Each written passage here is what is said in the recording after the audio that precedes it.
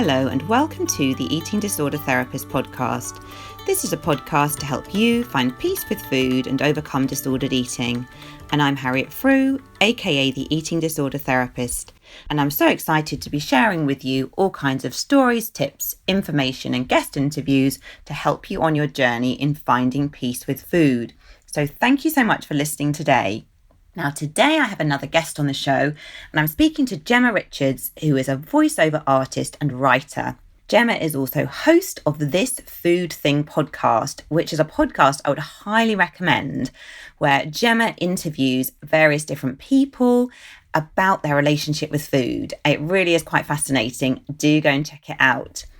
Now, Jemma has a history of eating disorders, and I'm really looking forward to speaking to her today to hear more about her story and how she has come to be in a place where she finally feels much more at peace with food and herself. So let's get to the interview. Hi, Jemma, and thank you so much for coming on the podcast today. Hi, Harriet, and it's an absolute pleasure. So, Jemma, could you just introduce yourself, please, and say a little bit more about you? Yes, I have a podcast called This Food Thing, which is about people talking about their relationship with food. And the main question that I ask is food friend or foe? And then we go from there. Because I have a long history of eating disorders, now recovered. And I was very curious. It took me some time to get round to it, and I always wanted to give something back, but I didn't want to be a therapist, and I didn't want to.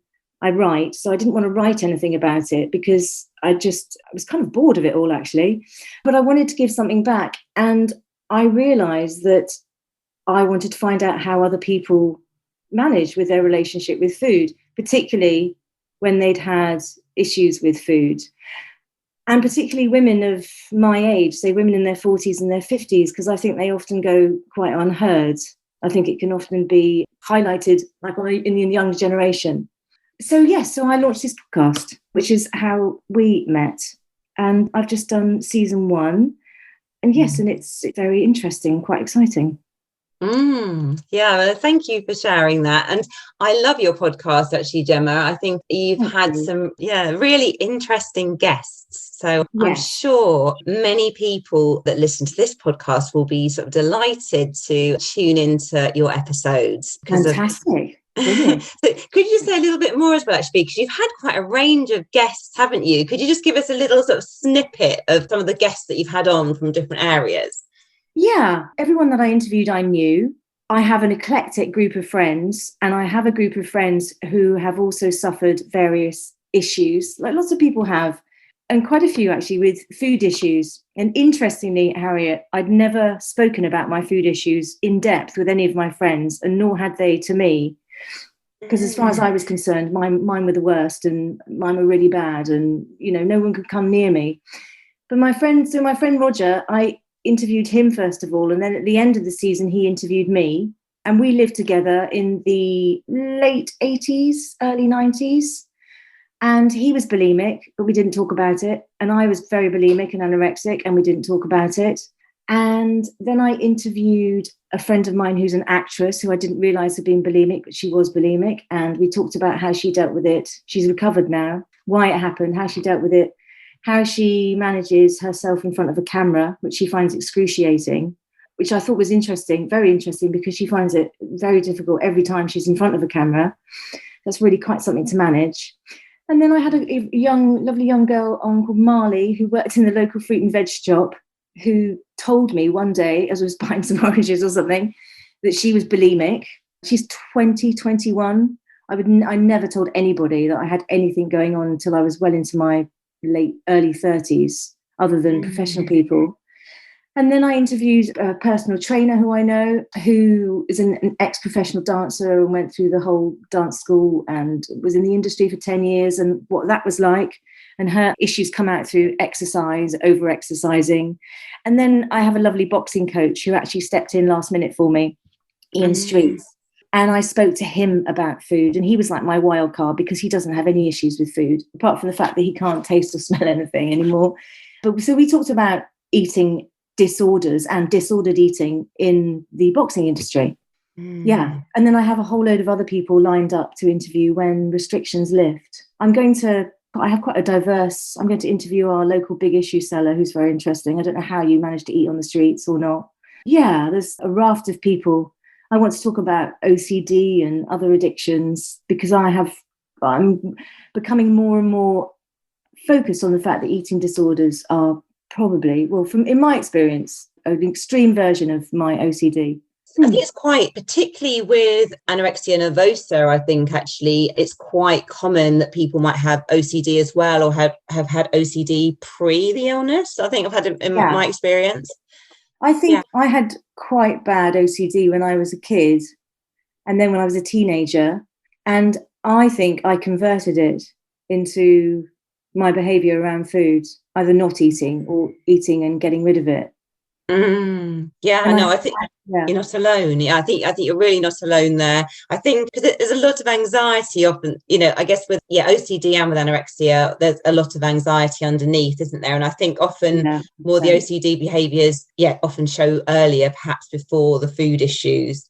I think it's all about anxieties and not being able to manage one's feelings. But I've also been reading this book about body maps and about what happens in the parietal lobe. And that's very interesting because that's a whole area of neuroscience that has yet to be fully researched. It's kind of new to me because the book that I'm reading, it doesn't debunk talking therapies. Yeah. But it does say that now with all these, there's lots of studying going on and research going on, that there are areas, I'm being very general, but areas in your brain that are skewed and don't relate to your physical body. Mm-hmm. Yeah, no, it's so fascinating, isn't it? And I think it just shows in a way with eating disorders actually why sometimes they can be just so complex to treat, because I think there's just so many layers, aren't there, really, physical and emotional. Yeah, absolutely. But your podcast, Jemma, it sounds, such an interesting mix of people. Yeah, really looking forward to hearing more of those episodes. Onwards and upwards, Harriet. Onwards and upwards. So, Jemma, could you just tell us a little bit about sort of your story? Because obviously, you've struggled in the past, haven't you, with eating disorders? Yeah. So could you sort of take us through that a little bit, please? Well, I was always obsessed with food from when I was tiny, really. And I always ate too much. And I didn't come from a house where there was plenty of food. I talked about this a bit on the podcast, actually. It wasn't like the cupboards were bare, but the cupboards didn't have much in them. And my dad and my mum got divorced when I was about 6. And my dad was very controlling around food, and so was my mum, but in different ways. My dad used to give me whatever I wanted, and my mum wouldn't. And I had 2 brothers who were always very hungry, but they were away at school. And, there was that kind of gender division in our household, that the men ate better than the women. The men got more. And also I was seen to be greedy. And my dad was, pretty unhelpful. I don't really need to go into that very much, but there was all sorts of food issues going on. And it was a difficult relationship. Yeah. And also with my mum around food. And then at school, I felt very out of place and became aware of feeling fat. I wasn't fat, but I thought I was fat. And I don't know, it just got worse and worse and worse until I went to, and then I was obsessed with dieting. I kept all sorts of calorie counter pages and diaries. And then I went to college. And I think, again, I said this in my podcast, I don't like to repeat myself, but I did a play. I was on an acting course, and we did this method called the Stanislavski method. And I played a character who was bulimic. And I'm not saying that I'm such a brilliant actress that I became this character, but it was certainly a little, because I'm not a great actress at all. There's certainly little influence. And I started throwing up and starving myself.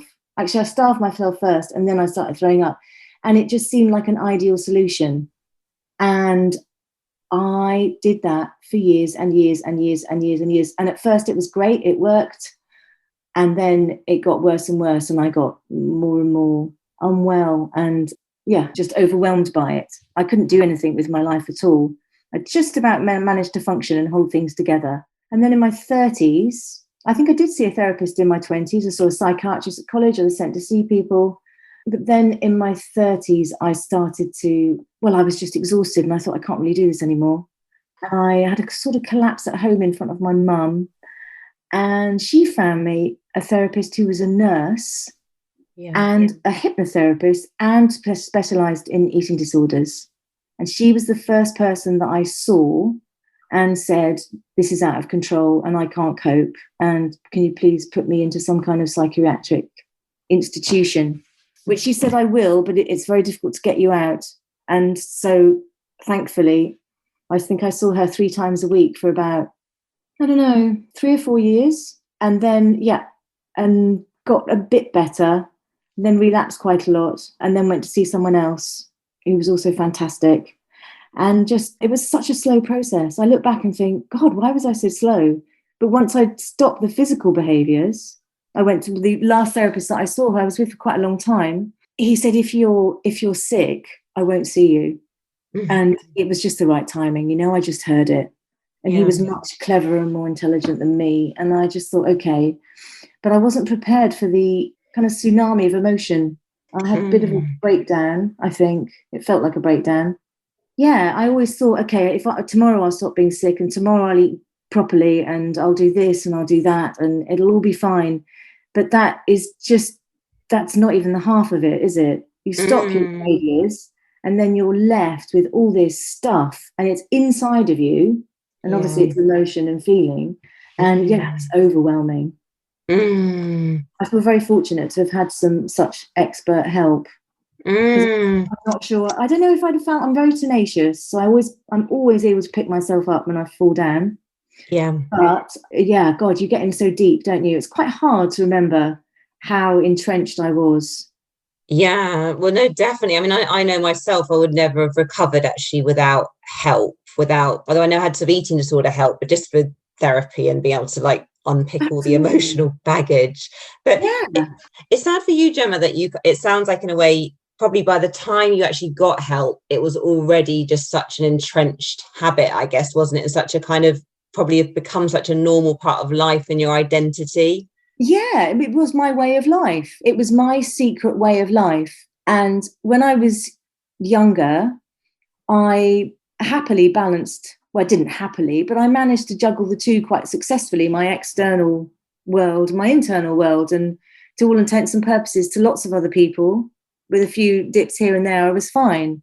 But the more it went on and the older I got, the more aware I became of how dysfunctional I was.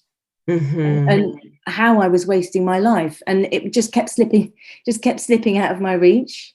Yeah, and I knew something bad would happen. I knew that. So, gosh, I began to get myself together. So, do you think when you were sort of younger as well, did you perhaps not even recognise just perhaps how much of it was an emotional coping strategy, that you were almost just kind of, in a way, some of those emotions were so buried, you were just kind of functioning, getting through the days, but not, did you acknowledge that maybe this was a sort of coping strategy and there was quite a lot of stuff underneath?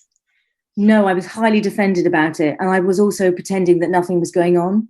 Yeah. So if anyone tried to talk to me about it, if my mum ever dared to talk to me about it, because I was clearly very ill, I just, pulled up the drawbridge.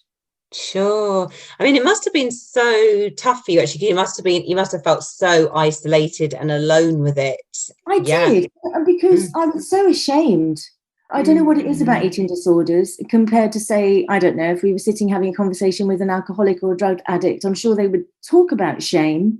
But my experience is that there's some other kind of tonal quality to the shame that you have when you're stuck in an eating disorder, because you're denying something that's fundamental and primary, and if you don't eat, you'll die. Yeah. It's so shameful. And all the people that I interviewed for the podcast, 2 or 3 of them better now, all finished the interview and felt very vulnerable, and quite a lot of shame came up for everybody, actually. Yeah, and it's so interesting. I think there is so much shame, isn't there? And do you think, I mean, I know for myself as well, I think for me, my bulimia was such a way of sort of dealing with all the negativity in a way, so that I could present this kind of smiling, coping, veneer. All dancing, yeah. Yeah. And I think that's a tricky thing as well, isn't it? Because I think, over time, in a way, you've kind of really lost your identity, or this is definitely true for me. You've lost your identity of who you are. You kind of know who you need to be for everybody else. So then there's even more shame, I think, as well, isn't there? Because in a way, you've come so far from who you are, and actually you don't even know who you are anymore. And yeah, there's just such a discrepancy, I guess, between what you're showing the outside world and then this, what feels like this horrible, dark secret inner world. Yeah, 100%. And I think also if you are repeatedly binging and starving and purging, you're not in your body. You're physically not in your body, because you can't be in your body to do that to yourself. So you're never fully present, are you? You're never fully conscious. Yeah. Because it's unbearable. Yeah, no, it's so true. God. Yeah. And so again, back to what I was saying about the unbearable bit, is then coming back into your body. It's very painful. And I completely relate, Harriet, to that all singing, all dancing, external persona to keep people away. And yeah, telling everyone, oh, no, I'm fine. Yep, I've got this. Yeah, no, it's so toxic, isn't it? I think, and I think as well, like you said, when you started to stop the behaviours, there's this sort of tsunami of emotions, and that's really sort of hard. It's quite overwhelming, isn't it, when suddenly that starts to come to the surface? So yeah, can you say a bit more about that? Like, how was that for you when reality came? How was it for me? Let me just think here. That's a great question, actually. I'm trying to condense a few years. Well, first of all, I moved into a flat on my own. I was housed because of my medical situation, for which I am forever grateful. And I lived in one room for a year. And I'm actually quite a tidy person, but I lived in complete, not squalor as in dirt, but just mess. I had all my clothes and everything piled up on tables. And I think I probably got a job as a receptionist or something. And I just concentrated on going to therapy and doing a bit of CBT. Are you asking me how it affected me negatively, the emotions, or how I coped with it, or both? Yes, but both, really. I did quite a lot of rocking on the sofa. I did a lot of cancelling appointments, not going out, crying. I cried and cried and cried. I'd wake up crying sometimes. And I kept my life very simple. I think I was years ago, like sickness benefit. I get my check, go to the post office. I remember this is when I think I probably had a bit of a breakdown. I had extreme paranoia. So I'd be queuing in the post office with my incapacity benefit check. Yeah. And thank you, Tony Blair. And I'd be in the post office queue and I'd be getting closer and closer to going to the counter. And I'd feel like I was going out on stage. My heart would start racing. I'd get sweaty. I'd think, oh my God, I'm getting near. I'm going to be called forward. And suddenly I'd be called forward. And it would be like this extraordinary, surreal experience of walking to the counter. And I don't know what that's about from sort of being looked at. And I don't know, these strange things happened. And I'd walk down the street and then maybe accidentally, I did this a couple of times, I'd sort of think about stepping out in front of a car. And, I was dizzy. I'd have kind of panic attacks. Yeah. I smoked obsessively. And then I would I'd be fine for maybe a few weeks. And then I'd have a binge and relapse and do it again and get stuck back into it. So it was, it was backwards and forwards. That's for sure. Yeah. So, yeah. Well, it sounds like a very raw and vulnerable time, doesn't it? I guess after the emotion being sort of held inside or just being so dissociated from it for so long. And then, yeah, I was very dissociated. And I think when I went to see the final therapist, he pointed out all of this to me. And I was obviously outraged because I thought I was doing brilliantly. And then I suddenly realized it was like gathering the pieces of me, in that kind of like shamanic way. And yeah, and he was asking me and suggesting things that I would never even dreamed about. I really got myself into a pickle in a very small space. It was very hard to break out of it. I really caught myself out actually for a very long time. And it's so introverted, isn't it? Because you don't have any time for anybody else. You're not available for anyone else. You're not available for the rest of the world because you're just focused on me and what I'm doing and how terrible it is for me and how awful life is. And on one hand, I have huge empathy and compassion for that. And for me in that situation and other people.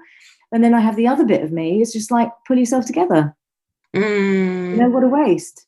Yeah, no, sure. Yeah, no, real dilemma, isn't it? Kind of being pulled in those two different directions.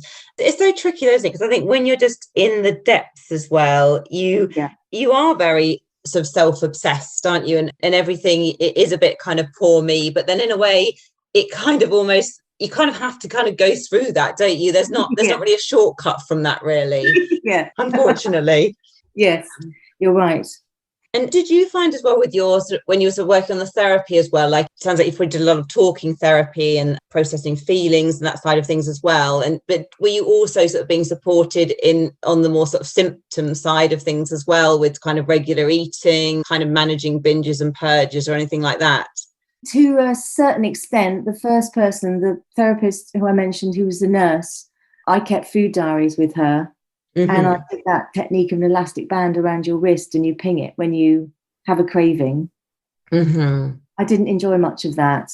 I quite enjoyed obsessively keeping the food diary because I do like a list. I still like a list to this day. Yeah. 1.5 ounces of cornflakes, half a pea. You look back, you go, God, you had half a pea. You should have no pea. But I also had quite a lot of alternative therapy, as in, well, I think a lot of eating disorder, people who suffer from eating disorders will see countless, if they can afford it, nutritionists and try all sorts of ways of eating. I saw a healer. I had some shamanic work, actually. I did all sorts of alternative things that I still do to this day for a different reason, but which obviously only worked as much as I was able to admit that I needed the help, because I was still pretty busy saying, I'm okay. Yep. Again, I've got this. Because things don't reveal themselves, do they? Things only reveal themselves when you're strong enough to handle them. I think. Yeah, no, it's so true, isn't it? It's so true. And it's a powerful coping strategy, isn't it? I mean, it makes your life hell, but it does. It gets you through the day as well. Yeah. Like having a mate. A very good mate who's a bit spiteful. So, Jemma, as well, were you sort of visibly quite unwell as well? Were you underweight through most of your eating disorder, or did your weight fluctuate? I was underweight at the start, yes. I was diagnosed with late middle stages of anorexia, which really annoyed me because I wanted to be late stages, narcissistic. And did my weight fluctuate? Yes, I used to have a very puffy face.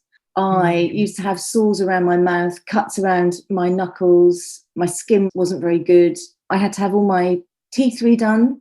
My weight was, I was always trying, Harriet, to be as thin as possible and keep my weight down. But I'm not I'm 5'2", but I'm not skinny. So I could never be as skinny as I wanted to. Yeah. But I never got big. And I've now realised over the past few years that that whole body dysmorphic thing is also going on. So that's something to manage. Yes, I would always, and I did a lot of exercise. I used to exercise obsessively. Okay. Of course. Yeah, so exercise was a big part of the eating disorder as well, was it, in terms of Absolutely. Yeah. Sure. Yeah. Okay, no, interesting. Because I guess what I was wondering as well, some sort of my thought behind the question was wondering as well, sort of how we were sort of talking earlier about, presenting this shiny exterior that everything's okay, but then wondering, because I think for me, I was underweight briefly, but I was pretty much normal weight for most of my eating disorder. So it was very easy to kind of keep it hidden in a way. And, no one would have guessed, perhaps apart from, whoever I shared it with. Yeah. For you as well, do you think, did people around you, even though you wouldn't talk about it with them, did they know that you were really struggling? Yeah, my mum did, a few friends. And actually, as I began to open up with the therapist, I began to open up a few with some other people, maybe just like random people. Yeah. And I thought, other people have eating disorders. Although, funnily enough, when I was at college and I was 18, or let's say 19, 20, I shared a student house. And I remember there was a guy living with us who was older. He was like a mature student. He was like 30, which is like massive, isn't it, when you're 18? It was then. And he was bulimic. And I think that was very unusual then. And he was very vocal about it. Of course, I pretended that I wasn't. Yes, I had friends who were very careful about it with me. And I think they found it difficult to marry the kind of out there, all singing or dancing bit with the me going, it's terrible, it's awful, I feel terrible. Mm-hmm. Yeah. So, sure. I think, I think I can be very defensive and very independent. Sure. Hard to meet someone, isn't it? Like that. Yeah, definitely. And I think as well, kind of in a way, yeah, when you're sort of in that defensive mode as well, you have convinced yourself a bit that you're invincible, haven't you, to some extent? And I was very much, I'll deal with this on my terms. Thank you very much, in my own time. No, I don't want to talk about it. Thank you. Yeah, no, I wish I had. I wish I had. Actually, one thing though, me saying I wish I had, it's a lot to put on a friend. And it's because you're all consumed by it. It's too much, I think, particularly for a lot of relationships and lots of like intimate relationships. And all, I didn't have a relationship properly in those years. Just the thought was unbearable. But also with friendships, it's too much. Yeah, that's very tricky, isn't it? I know for me, I was very fortunate that I met a really good friend who's still a really good friend today. And when we were both at university, and I guess at that point I was starting to, well, no, actually I was still in the depths of it orally. Actually, I was going to say I started to come out of it. I wasn't, but I was probably not at my worst. But this friend as well had some issues. So I think I was really fortunate. I think that we were able to sort of probably do a bit of that reciprocal kind of leaning on each other a bit. But we were probably enough out of the woods so it wasn't all just so completely overburdensome almost for the other person. Did you not get competitive? No, actually, interestingly, I mean, it's really interesting actually, because I think as well, listening to your episode when you were interviewed on your podcast, for me, I had a very sort of brief, like, I guess from my experience as a therapist, I tend to think of anorexia as a bit more competitive, whereas I mean, I'm sure, believe me, I can be too, but maybe a bit less so. Whereas, and I think for me, I was very, very briefly anorexic, and bulimia was much more what I was always dealing with. So, and then that was always kind of sort of shrouded in sort of shame and secrecy. And then I wasn't like, I mean, I was slim, but I wasn't sort of visibly, oh my God, thin kind of thing. Yeah. So I think, maybe not so much in that respect. So, but it's very interesting because, I mean, maybe other people that are bulimic, and I don't know about yourself, if you would have felt quite competitive. I did, because I tried not to eat. So then I'd binge and then I'd throw it up and then I'd not eat again, because I could have gone to, at that point it was called OA, Overeaters Anonymous. I could have gone there. But I knew that I'd get there and see people and start competing. Yeah.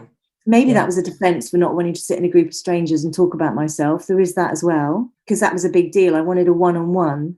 Yeah, I was desperate for that one-on-one attention, actually. But I had long periods where I would starve myself and exist on very little. But so kind of thank God for the exercise, because I sort of had to eat to exercise. I had to eat something.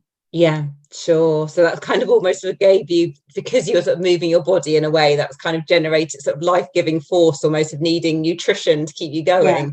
Yeah, absolutely. Yeah. Absolutely. I mean, it's interesting as well, because I think I know definitely, because I do a bit of work with inpatients, and I know definitely in an inpatient setting, when you put lots of people with eating disorders together, that can become very competitive, and that can be a real downside of the inpatient treatment, that you can sort of pick up habits almost, or be drawn to competitiveness that you wouldn't be otherwise. Yeah. Anyway, so Jemma, like, it sounds like, so the last sort of few years for you, it sounds like you're in a very different place. Would you say now that could you describe your relationship with food now as peaceful? Yes, I think so. For the majority of the time, I think it is a balanced, nourishing relationship. I am vegan for ethical, moral reasons. Having said that, being vegan does take out a certain amount of food choice for me, which is helpful. Not all the time, but sometimes. I eat really well. I like cooking, and my foot's just gone numb. Isn't that interesting? Sometimes my body goes numb when I talk about food. So, and I try, and I'm probably my husband would say I'm controlling about food. I kind of like to know first thing in the morning what not anyone else, what I am going to eat in the evening. And once that decision is made, and it could only take 2 seconds, I'm not there for an hour thinking, oh gosh, what shall I have? once that decision's made and I kind of know the overview of the day, it almost happens automatically. I'm fine. But it's taken me a long time to get there.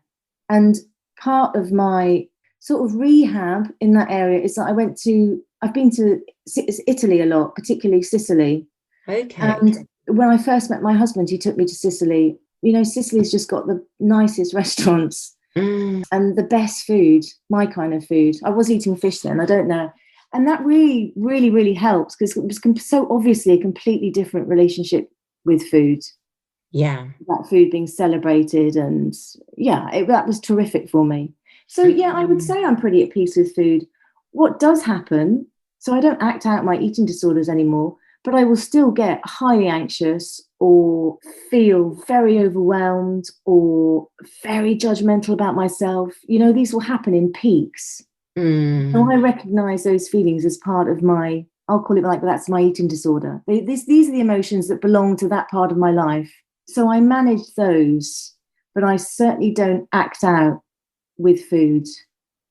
Does that make sense? Yeah, no, definitely. Well, it's wonderful to hear, you know, that you've come to a peaceful place with food, because it sounds like it was really very, very torturous for years. Did you find it difficult eating in restaurants? I could never eat in restaurants.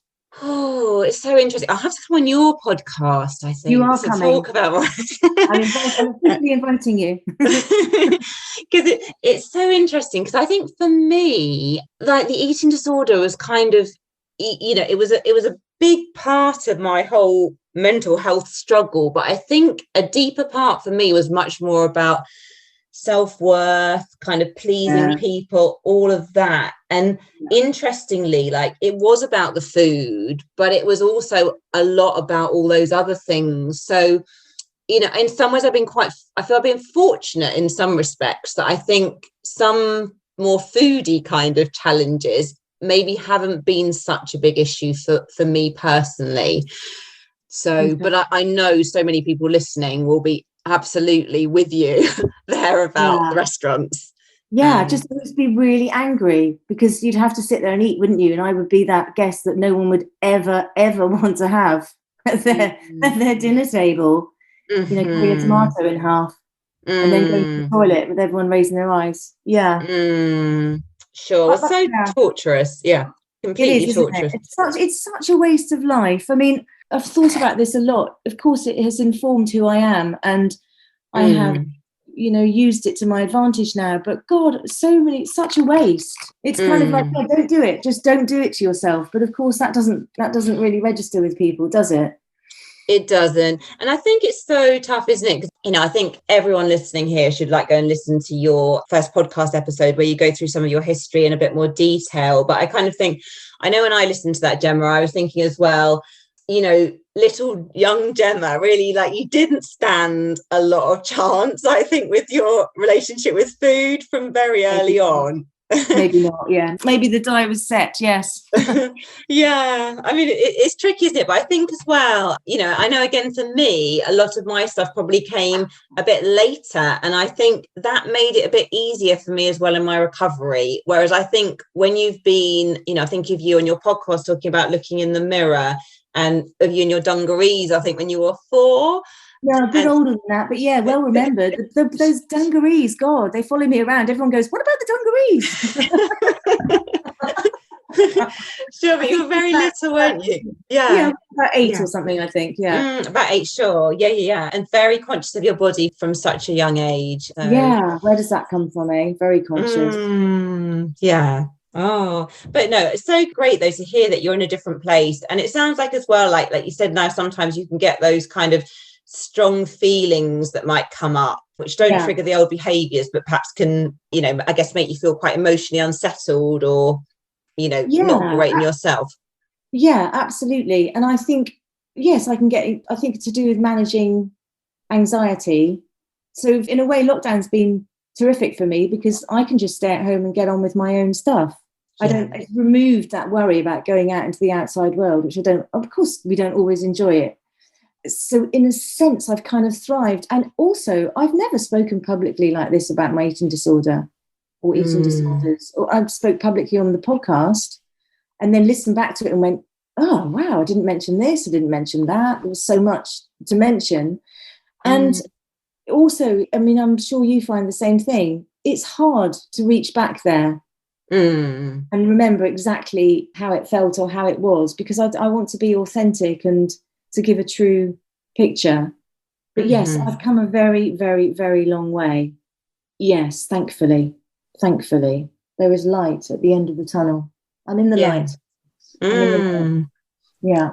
Yeah. Well, it sounds like a really bright light. And I think, wonderful now that you have created your podcast and you're, able to sort of speak to people and sort of spread awareness and share your story. And, I guess it's, something really positive has come from all of this, hasn't it?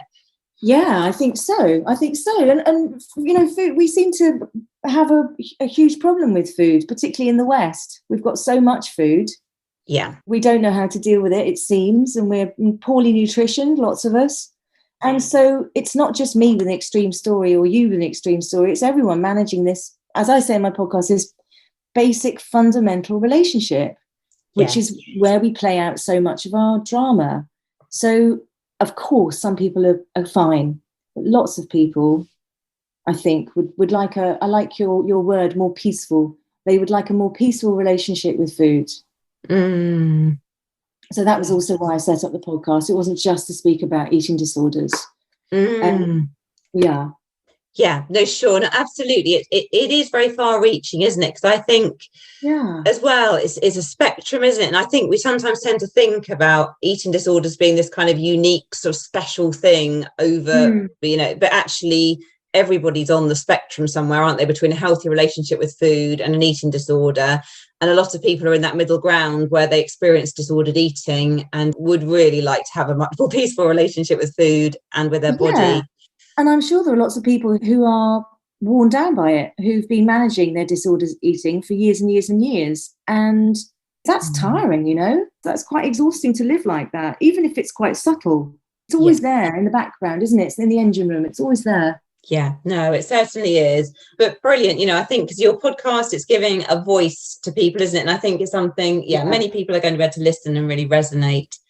Brilliant. Yes, brilliant. Yeah. Well, thank you so much, Jemma, for coming on the podcast today. I really appreciate you sharing so openly. And I know that, many people listening are going to get so much value from this. So thank you very much. That's my absolute pleasure. Thank you so much, Harriet. So I hope you enjoyed this conversation just as much as I did, and do go and check out all Jemma's details in the show notes, and also do have a listen to her podcast, which is called This Food Thing Podcast. I really highly recommend it.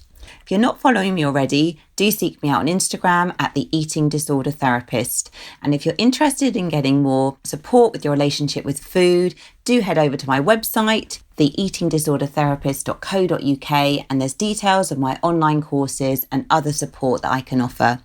Thank you so much for listening today, and do rate and review this podcast. I would really appreciate it. I always forget to say this on the end, but I would so appreciate if you would do that, because it helps it reach so many more people. Thank you. I look forward to sharing another podcast episode with you very soon.